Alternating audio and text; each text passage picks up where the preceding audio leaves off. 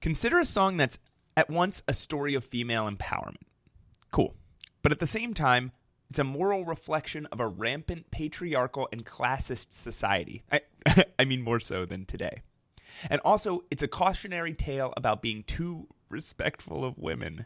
This song is called The Baffled Knight, or Blow Away the Morning Dew. It's Roud 11. It's morally difficult, but it's a fun song, or a horribly violent song in some cultures.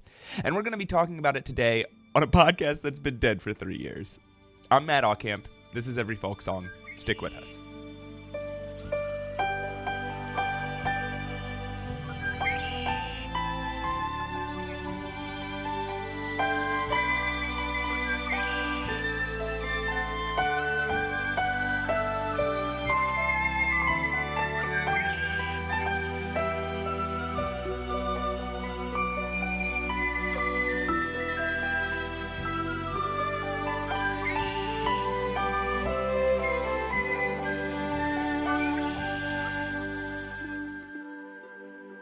The first printed composition of the song was published with the title Yonder Comes a Courteous Knight in 1609. That's 409 years ago.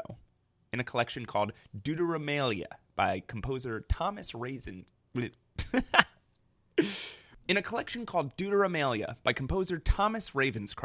If you dig around for a minute, you can actually find free PDFs of this online, and it's cool, if a little difficult to look at.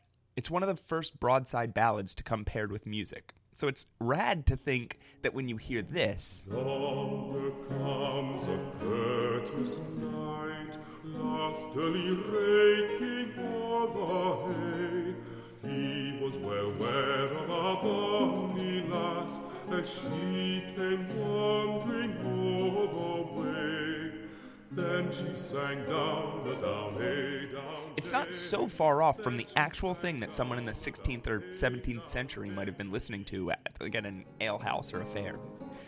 The original version of the song tells the story of a knight happening upon a beautiful woman and just jumping right into the sweet talk. Jove, you sweet fair lady, he said, among the leaves that be so green. He tells her that if he were a king, he'd make her his queen.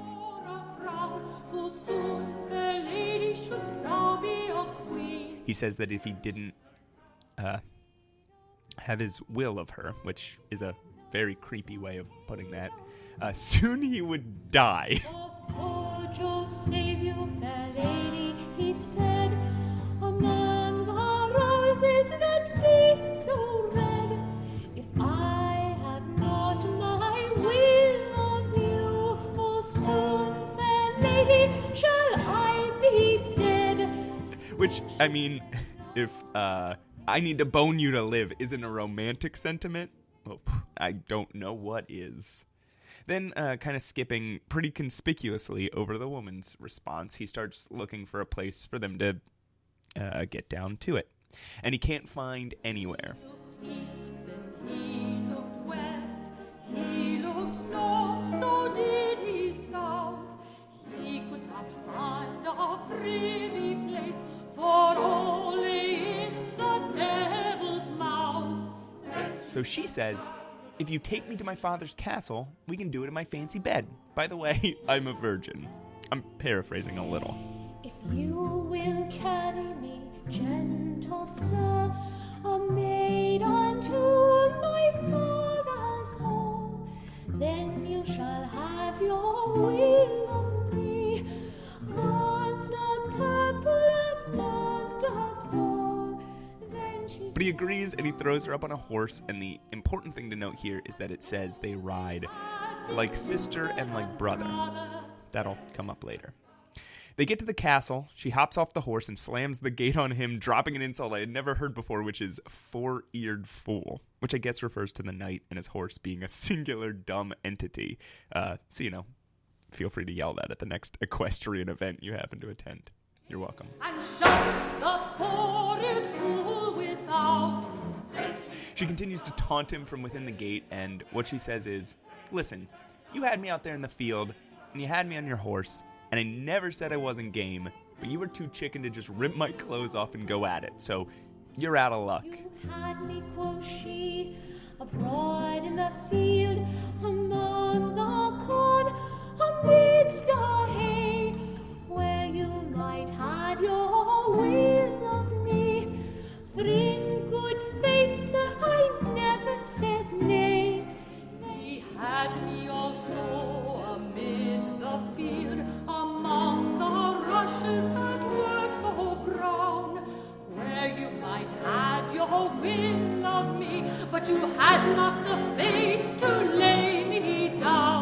And in what I assume is just the song taking another dig at the knight's virility, as it were, he pulls out his sword and wipes the rust off of it, and then he delivers his lesson to the listener, which is basically, listen, dudes, when you find that true love, don't worry about decency or her clothing. Just get it. Just get it. Have your own true love, a mile or twain out of the town. Spare not for her gay clothing, but lay her body flat on the ground. And that's the song. Now, maybe you can already see the problematic ideas, and they're sort of forming larger ones in this like embryonic form of this ballad. As time drags this little baby along, the gender politics become even more upsetting. So the prototypical themes are the humor in the woman, outsmarting the man, getting like a free ride home, and successfully escaping the uncomfortable situation, and the man being too unassertive to be worthy of love, I guess. But we're also looking at a story whose core moral seems to be that silence is consent, which is, exactly rape culture. I'll tell you this, almost every version of the song ends with a narrated moral. They vary in how horrible they are, but this one I think might be the worst of the bunch, and I reserve the right to change my mind about that ranking later on. But here it is again, sung by what I can only assume is a gang of villains from a play about orphans or something. If you have your own true love, a mile or so outside of town, spare not for her gay clothing, but lay her body flat on the ground. So menacing. I think right after that clip, they probably eat a child. The last clip is from a version called The Baffled Knight. This is kind of the parent title of this song family. I think this is probably the second most popular version of the song, and it barely differs from Yonder Comes a Courteous Knight. Plus, it's a bit more catchy of a title, so I can see why they do that. Often, though, the lyrics and melody are identical, like this song below from the Academy of Ancient Music. Over the hay, he was well aware of bonny lass, as over the fields she made her way. Then she sang down, a down, hey, down, derry, down. Then she sang down, a down, hey, derry, down, derry. Jove, you speed, fair lady, said he, amongst the roses that be so red. If I do not have my will of you, for soon, fair lady, I shall be dead. Then she sang down, a down, hey, down, derry, down. Then she sang down, a down, hey, derry, down, derry. That version was directed by the late founder of the Academy of Ancient Music, Christopher Hogwood, on their album Music from the Time of Elizabeth I. Their concept is they play all their songs on original instruments from the time period, usually Baroque or classical music, and so when we're talking about listening to songs exactly as they may have been heard way back when, this is as close as you're going to get. In the late 1500s, people were jamming to this. And all the day long he rode her by as though... And, green sleeve. Some song called The Night's Watch. Night gathers, and now my watch begins. I guess at this point in history is where the Baffled Knight begins to spread and change. There's this other version of the song that sounds like this. There was a shepherd and he kept sheep upon a hill, and he would go each May morning all for to drink his fill. So it's blow the windy morning, blow the winds high oh, clear away the morning dew, and sweet the wind shall blow. He looked high, he looked low, and he gave a downward look, and there he spied a pretty maid washing at the brook. So it's blow the windy morning. That one was recorded in 2013 by a 24-year-old Lucy Ward. It's always crazy to me when I find versions of these songs by young people. I mean, I'm young, not Lucy Ward young, but the whole point of this podcast is tracing the history and legacy of these songs, and it's cool that it's still going. This podcast will be a small curio one day for someone researching these songs, in some kind of future media in 2300 or whatever. Maybe people, decode entertainment into viruses and breathe them in little gas containers or whatever. And some guy goes, "It was recorded by our 91st Prime Minister, Lucy..." That's a futuristic accent, I guess. "It was recorded by our 91st Prime Minister, Lucy Ward, in 2013, as described here by some dork with a microphone in 2018 named Matt Alcomp from some ancient country called the United States of America, which I've never heard of." That's my impression of a futuristic viral podcast in 2300. Oh, boy. Anyway, it's just cool that this stuff is still alive, you know? So the song called Blow Away the Morning Dew, or Clear Away the Morning Dew, is definitely the most popular version of this song today. The oldest written record of this version of the song I can find any reference to is from a book by Thomas d'Urfé called Wit and Mirth, or Pills to Purge Melancholy, which is a bomb-ass title for a book. And Thomas d'Urfé was an interesting dude. I don't want to take too long here to talk about him, but he was a playwright and a songwriter in the late 1600s and early 1700s that wrote all kinds of bawdy and profane songs. He wrote a 2-part song called The Fart, about a mysterious fart that happened at a dinner of Queen Anne's court, and everyone's slowly coming to realize it was the Queen who did it. It's very long, but like when you read the opinions of Thomas d'Urfé by people of that era, like Jonathan Swift or Alexander Pope, everyone has this total contempt of him, but a weird respect for how like goddamn popular he was. I want to read a piece of a letter real quick written by Alexander Pope to Henry Cromwell about d'Urfé that I love. It goes, "Any man of any quality is heartily welcome to the best toping table of our gentry, who can roundly hum out some fragments of rhapsodies of his works," d'Urfé's works, "so that in the same manner as it was said of Homer to his detractors, 'What? Dares any man speak against him who has given so many men to eat?' So may it be said of Mr. d'Urfé to his detractors, 'Dares anyone despise him who has made so many men drink?' Alas, sir, this is a glory which neither you nor I must ever pretend to. Neither you with your Ovid, nor I with my Statius, can amuse a whole board of justices and extraordinary squires, or gain one hum of approbation or laugh of admiration. These things, they would say, are too studious. They may do well enough with such as love reading, but give us your ancient poet, Mr. d'Urfé. It is mortifying enough, it must be confessed. But, however, let us proceed in the way that nature has directed us." That's so relatable. It's like comedians talking about Dane Cook or podcasters talking about Joe Rogan. Like, hey, I think it sucks, but also I'm never going to be half as successful as that guy. And that line, "Dares anyone despise him who has made so many men drink?" What a perfect conclusion to come to about hack art. Like, all right, this is about as far off topic as I've ever gotten on the show, but I wanted to share this because it gave me a new appreciation of things that I think are dumb and the people who make them. Because isn't it true that even if somebody's not adding this like depth to literature or culture or something, just making people happy and making people smile, like, isn't that worth it? Isn't that worthwhile? Anyway, back to Wit and Mirth, or Pills to Purge Melancholy. God, that's a good title. All that was to say it was about the early 1700s when this other version of Blow Away the Morning Dew started appearing. Let's play a song because we haven't in, 5 minutes?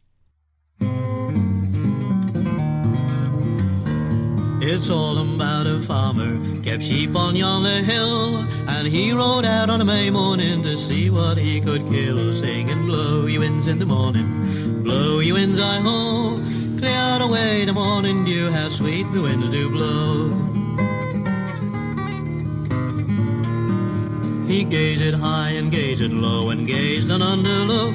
It's then he spied a fair young maiden bathing in the brook, singing, "Blow, ye winds in the morning, blow, ye winds, I-ho, clear away the morning dew, how sweet the winds do blow." It's better for young maidens to be sewing a silken seam than out upon the May morning a swimming against the stream, singing, "Blow, ye winds in the morning, Blow, ye winds, I ho, clear away the morning dew, how sweet the winds do blow. That was Roy Harris. You can notice a different refrain on this one. This version retains most of the story, but loses some of the clarity, and it gets kind of weird. I'll explain. There was a shepherd boy keeping sheep upon the hill. First, in Blow Away the Morning Dew, it's almost always a shepherd or a farmer at this point. So the joke about a high-born person being outsmarted kind of goes away. Or it flips, and it's no longer punching up, but, punching down.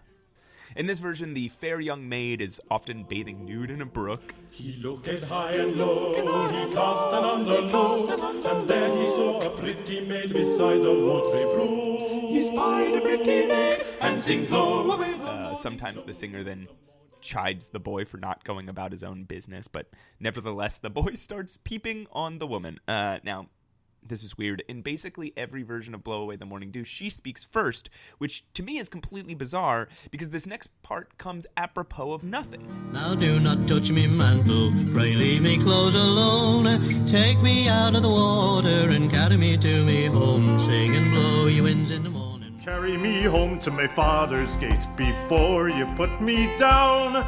Then you shall have my maidenhead and 20,000 pound. Oh. She says, basically, look, if you don't steal my clothes and you don't rape me right now, but instead take me back to my castle where I live, I'll not only pay you for the ride, but I'll let you take my virginity. Which is a weird negotiation, especially because he hasn't said anything yet. But I'm sure at that era, maybe that made a little more sense, sadly. But you all know how this ends. So anyway, he's always into it. They ride on a milk-white steed like sister and like brother. They get to the castle. She runs in, slams the gate, and she says, "There stands a fool without, and here a maid within." But when they came to her father's house, so nimble she popped in and said, "There is a fool without, and here's a maid within." And then it usually ends with this line. "Those who wilt not when they might, they shall not when they would." There's a flower in mother's garden, they call it marigold, and he who will not when he may not when he would. Sing and blow. Now put that in context. What are they talking about there? Like, again, the moral of this story is, just get it, bro. You weren't aggressive enough and you got friend-zoned. It's like this gross, nice guys finish last narrative. Like this song was written by the 17th century version of a pickup artist. Anyway, this, unfortunately, isn't the worst that this song family gets. But we have a couple more diversions before we get to the worst one. First, this version of the song has two errant lines. One that stands out and goes nowhere. The other one which becomes an entire branch of the song. The first, before "those who wilt not when they might, shall not when they would," there's often a line, "We have a flower in our garden, we call it marigold." I don't know why that's in there. Second is the line, "There was a cock in my father's yard who never tread a hen. He struts all day and flaps his wings, and I think you're just like him." A simile for the shepherd boy who, again, in this telling, actually doesn't do anything. But we know in the longer story he did, so I probably shouldn't worry so much about it. Anyway, that line about the cock in the father's yard leads us to this. My father bought at great expense a gratis-stepping bread, but when he puts her out of it, she pecks and pecks away and sings Blow away the morning dew, the rose and the rue. Blow away the morning dew, how sweet her winds do blow. That's an audio clip from a video on a popular video streaming service of the Seattle Girls Choir in 2009. Maybe I'm bad at using internet search engines, but I can't find any recording of this song that didn't take place in a school by a choir of preteen or teenage girls. The lyrics are just like that story about the rooster from Blow Away the Morning Dew that we just talked about. They're all about animals who won't do the thing they're supposed to do. A horse who won't jump, a hen who won't lay, a dog who won't steal its owner's food, just like we want our dogs to do. The dog's name is Mustard, by the way, which is a great dog name. And the last line is about how the person singing the song will marry some unnamed person when all that unlikely stuff does happen. You know, when the Chicago Cubs beat every team in the league and the Tampa Bay Bucks make it all the way to January. Ooh, mixing references. I'm not sure where this version comes from, actually. In Child's Collection, Emily Bishop mentions in the notes, Cecil Sharp, famous song collector, made a version safe to sing in schools. And for a second, I thought this Animals one was that she was referring to. But then I found this really sweet and sad version. I'm going to play the whole 2-minute song here.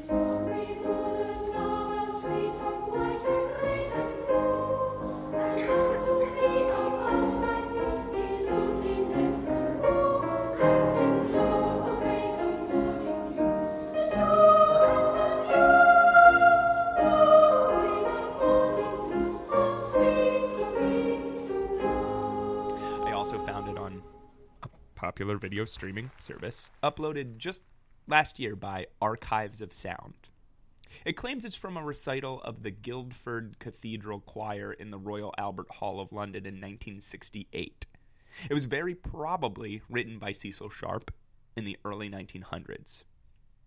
That recording didn't contain all the lyrics and they were hard to understand anyway, so I'll just tell the story here. A boy sees a girl on a hill collecting flowers. He falls instantly in love with her, but just sits there watching her gathering more and more flowers. When he finally strikes up the courage to pick a flower of his own, and he walks up and he hands it to her, she tells him her apron is full. She doesn't have room for his flower, and she walks away. And the boy is left heartbroken. I actually really like that version. I think it gets across the original and core message of the song about, being confident and taking risks for love without adding all that, worrying stuff about aggressive masculinity and violations of consent. It's just a sweet little story of heartbreak that you could see being like a short cartoon before a Pixar movie or something. Oh man, please, somebody make that. Anyway, then there's this version.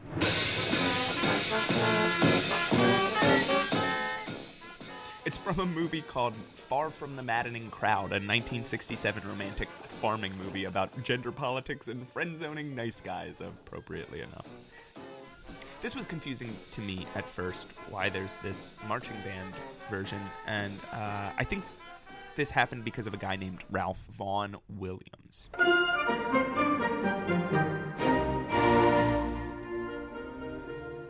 In 1923, Ralph Vaughan Williams composed a suite called English Folk Song Suite for military bands to use, consisting of 3 movements: 17 Comes Sunday March, My Bonnie Boy Intermezzo, and Folk Songs from the Somerset March.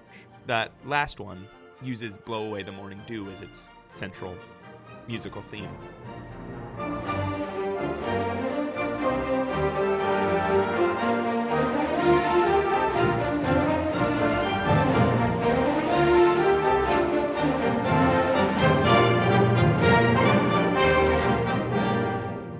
Williams was was known for working folk songs into his compositions, and his contribution to folk music is huge. He was even the president of the English Folk Dance and Song Society and edited the first Penguin book of English folk songs with A.L. Lloyd, which would later be re-edited and released as one of the major books that I, Matt Ockamp, start from when researching a song, the new Penguin Book of English Folk Songs by Julia Bishop and Steve Roud, the creator of the Roud Folk Music Index.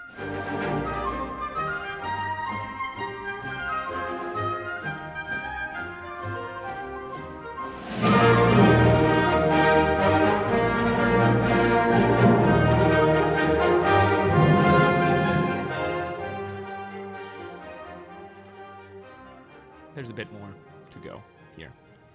So, as Blow Away the Morning Dew is one of the branches of this song, a nearly identical one I don't know much about the origins of is called Among the New Mown Hay.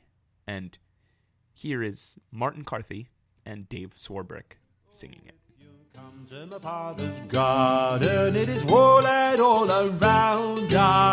There you can have my maidenhead and 30,000 pounder, 30,000 pounder. So he's gone down to our father's garden, it is walled all around. But she gave him the slip and she slipped inside, she locked him out a door, locked him out a door.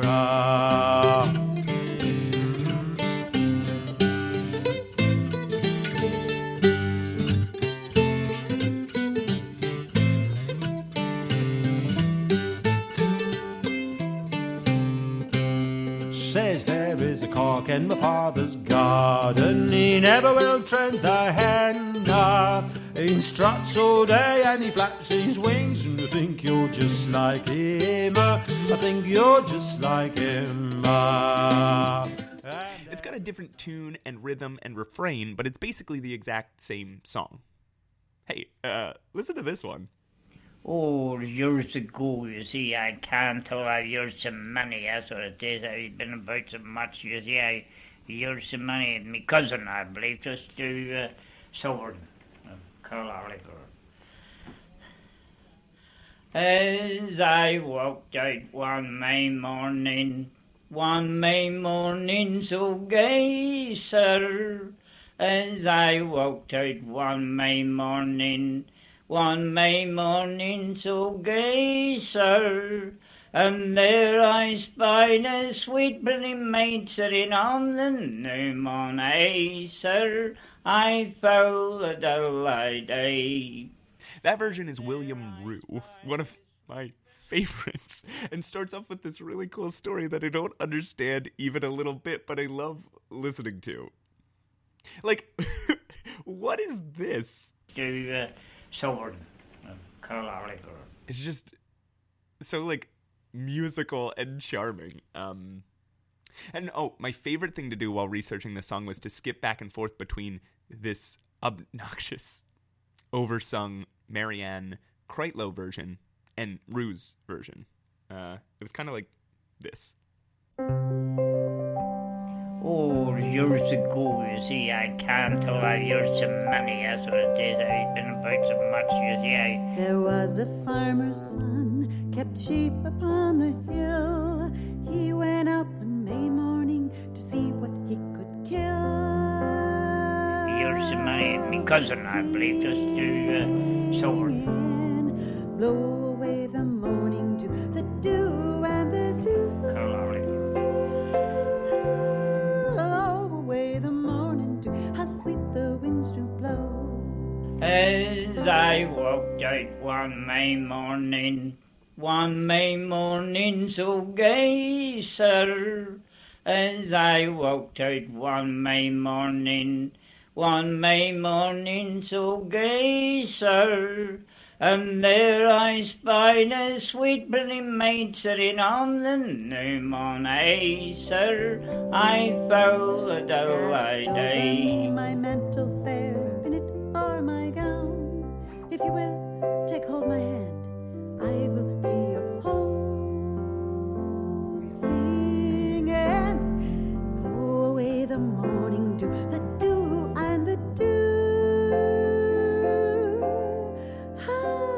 I fell a day. If you will come to my father's house, which is walled all around, then you shall have your will of me and 20,000 pounds. Singing, I have a cock in my father's yard that never trod an answer. I have a cock in my father's yard that never trod an answer. But he clamps his wings and he never tried, so I think it's just like him, sir. I fell a day. singing, blow away the morning dew, the dew and the dew.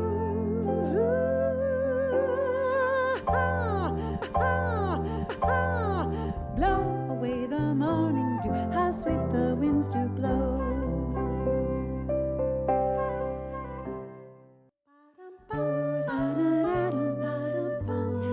Oh, will you step up to my father's yard, where it is walled all round, sir? Will you step up to my father's yard, where it is walled all round, sir? And you shall have the will of me, and 30,000 pounds, sir. I fell a day. So this farmer's son went back upon the hill and raised his pipes up to his lips, and sadly he did trill. Oh, I never you met been another pretty maid in a market, fair or town, sir. Whenever you met with another pretty maid in a market, fair or town, sir. Never mind her flannel petticoats, nor the spurling of her gown, sir. I fell a day. Singing, blow away the morning dew, the dew and the dew. Oh, blow away the morning dew, how sweet the winds do blow. I have a cock, I fell a day.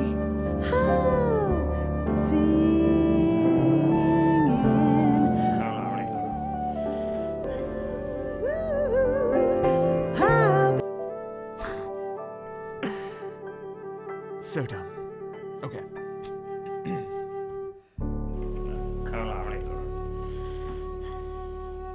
So, I've been putting this off because this next version is definitely the most upsetting version of this song.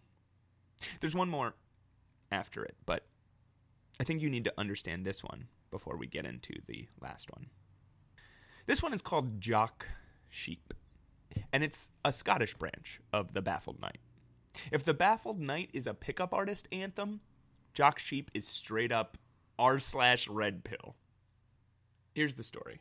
A knight named Jock Sheep comes upon a maiden, tries to sleep with her. She tells him, not here, my father's castle. They go. She runs in, locks him out, makes fun of him, says the thing about the marigolds, says the thing about the cock, says the thing about a mare that won't ride, which is also familiar to us, and sings some refrain about a whistle of your thumb. I don't know what that one means. Jock Sheep swears revenge. He goes off, dresses up in women's clothing, and he comes back the next day claiming he is a maiden in need of help. The woman lets him in, and he rapes her, and repeats all the taunts that she said to him the prior day back to her as he's doing it. Then she blames herself for falling for his trick, and she marries him. Fucking hilarious, right? Thankfully, I think we can conclude that since there are very few publications this was printed in, this wasn't a very popular version. I couldn't find any real full recordings of it either, but I did find this song called Jock Sheep by the Kitchen Cynics. It's just a meaningless mess of words if you don't already know the story, because basically the only lyrics are her taunts of Jock Sheep, which, you know, I'm cool with. Here you go. You are like a horse which my father had. He was tethered all alone. He hung his head upon the grass, but he did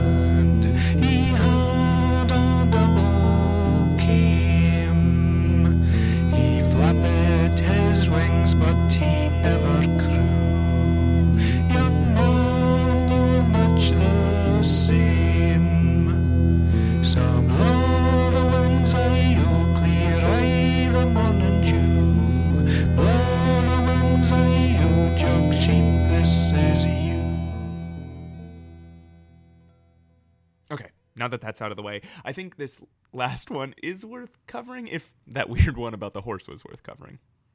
This one is considered a possible splinter of the song. It's actually considered separate by Roud and by Laws, but Child lumps them together, and it's an interesting take. Plus, it's around 674, so even if I released 2 episodes a month forever, which you know I won't do, it would be August 2044 before I got around to this one. Hold on, that's based on when I wrote this script, not based on when I'm actually recording and releasing it, so probably a lot later than that. Anyway, don't do the math. There's this song, because that's what you're here for. Not me rambling, but songs. There's the song Katie Morey, which is sort of the same idea, but it's much less icky. Here's Bob Gibson. I'm going to leave his intro in here because it's ridiculous. But you know, this is getting awfully close to the courting song kind of feel, and there's a whole bunch of those. An awful lot of good music is from the courting days. It's a good time for a young man to sing. It's one of the few times in his life when he feels like singing. In fact, many men seem to feel that during the courting days was probably the last time you feel like singing. It might be true. Here's a song about courting, though. It's from Ohio. And it's about the courting of a girl named Kitty Morey. This young fellow didn't have any of the advanced modern-day techniques of courtship. Like Tinder. I don't even think he probably didn't even have any etchings. Etchings? And he was using a very straightforward, direct approach. Well, the song, I think, tells you about it. Oh, yeah, let All the young song tell and us. foolish men, listen to my story. Tell you how I fixed a plan to fool Miss Katie Morey. Come a too-did-a-ride-o, too-did-a-ray, come a too-did-a-ride-o, dandy. Well, I'll tell you how I fixed a plan to fool Miss Katie Morey.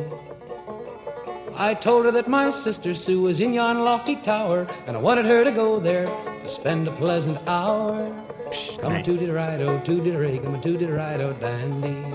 I'll tell you how I fixed a plan to fool Miss Katie Morey. She squeezed my hand and seemed quite pleased, saying, I've got no fear, sir, but Father, he is coming this way. He may see us here, sir. If you'll but go and climb that tree till he does pass this way, sir, we may gather our grapes and plums, and we may sport and play, and plums. Come a too-did-a-ride-o, too-did-a-ray, come a too-did-a-ride-o, dandy. Tell you how I fixed a plan to fool Miss Katie Morey. Went straightway and climbed the tree, not being the least offended. My true love came and stood beneath to see how I ascended. Perfect. When she got me to the top, she looked up with a smile, sir, saying, you may gather your grapes and plums, and I'll run quickly home, sir. Come a too-did-a-ride-o, too-did-a-ray, come a too-did-a-ride-o, dandy. Tell you how I fixed a plan to fool Miss Katie Morey.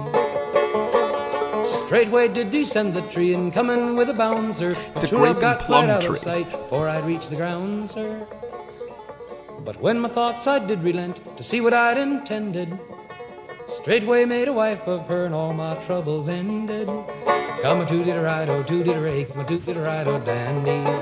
I'll tell you how I fixed a plan to fool Miss Katie Morey. It's time to hush this foolish song, it's time to stop this rhyming. Every time the baby cries, I wish that I was climbing. Come a too-did-a-ride-o, too-did-a-ray, come a too-did-a-ride-o, dandy.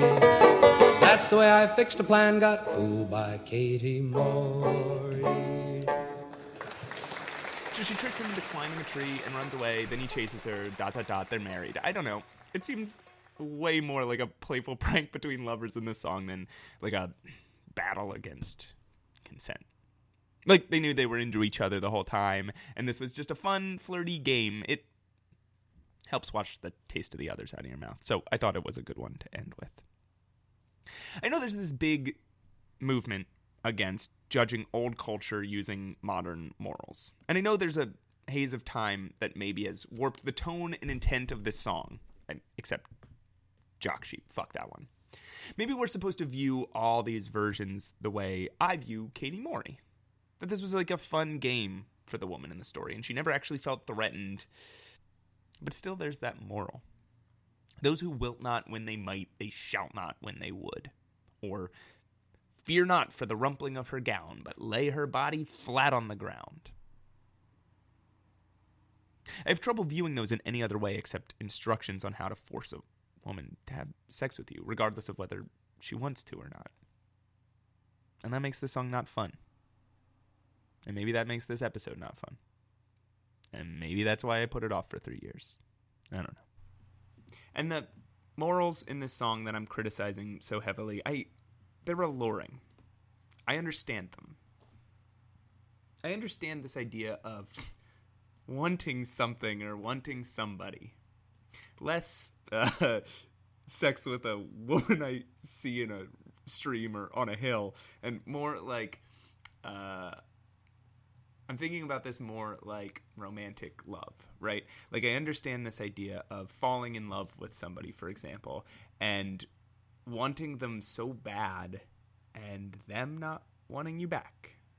Everybody's been broken up with for reasons that they didn't entirely understand. And then they had this thought that kept nagging at them, like, I did something wrong, or if I just changed one thing about my behavior, or basically this idea of getting yourself friend-zoned.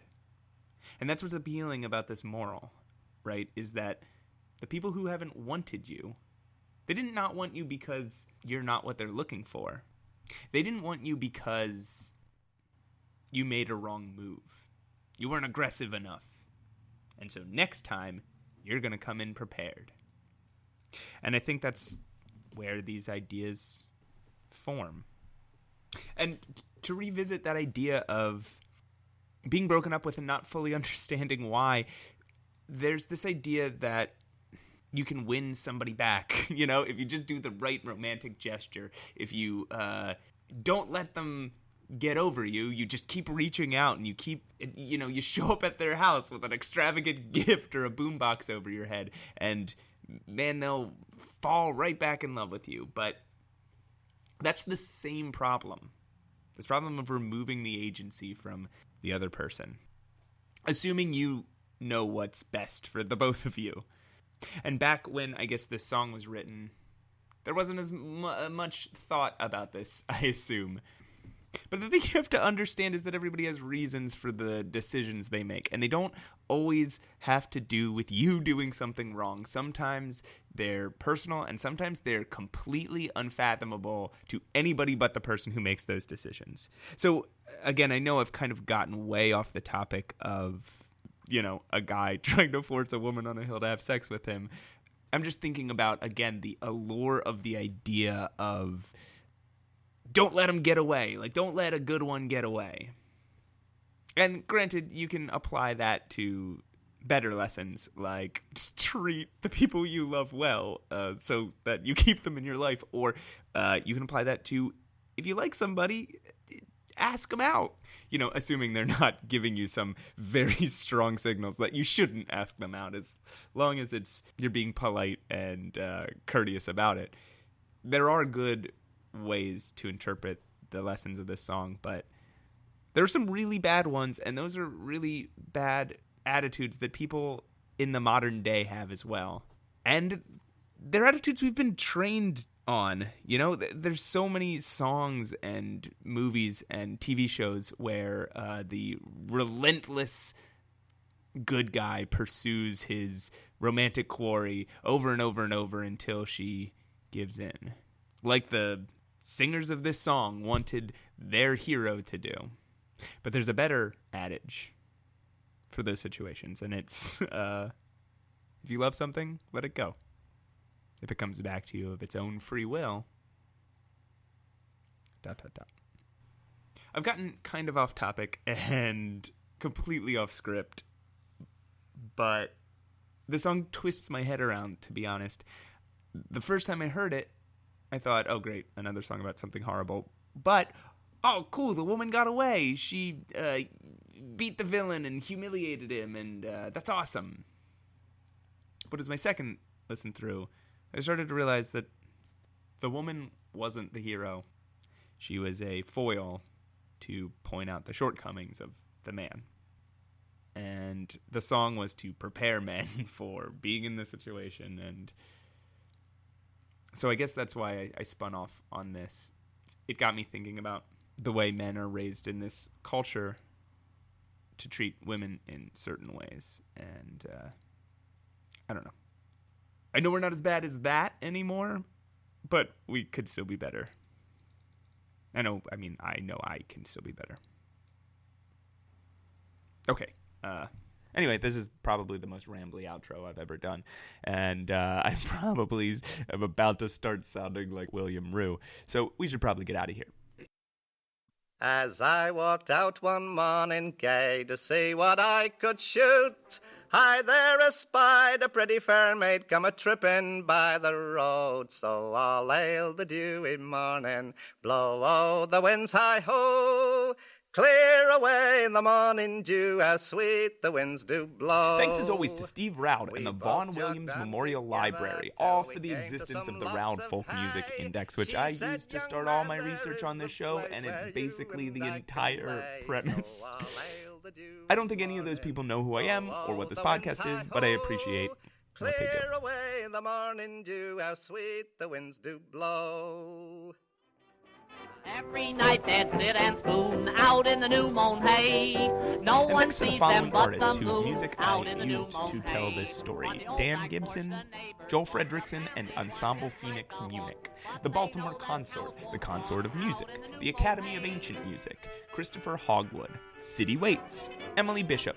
Lucy Ward. Roy Harris. Nils Brown. Paul Clayton. Richard Rodney Bennett. Peggy Seeger. The King's Sisters. William Rue. Marianne Kreitlow, Bob Gibson, Martin Carthy, David Swarbrick, The Kitchen Cynics, Tom Stacks and Harry Razor, Seattle Girls Choir, Guildford Cathedral Choir, and the Almanac Singers, who are singing the song you're listening to, but I have no idea what it is. Brave Americans of whaling port to go singing, blow ye winds in the morning, blow ye winds. And if you're into any of that music I played and talked about, check out any or all of those artists and bands I just mentioned. They're all amazing, and I truly believe that, and you're a bad person for thinking otherwise. If you're interested in more information about any of those songs, you can do this. Listen to any portion of this show, take one or two keywords from that portion that you find interesting, use the keyboard on your internet-ready device to type those words into a search engine, and always double and triple check your facts from multiple sources before you go telling them to people. That last part is more important now than it has ever been before. And lastly, you can reach me on any communication or social networking site using my full name, MattAukamp. Email me at mattaukamp@gmail.com. I read all your emails, and they make me feel really good, even if I don't respond to them because I'm scared of many types of human interaction. Next up is Round 12, The Elfin Knight, and I know better than to tell you when to come back for it, or to come back for it at all. But that is, in theory, what the next episode would be. Hopefully, I'll talk to you soon. Take care, folks.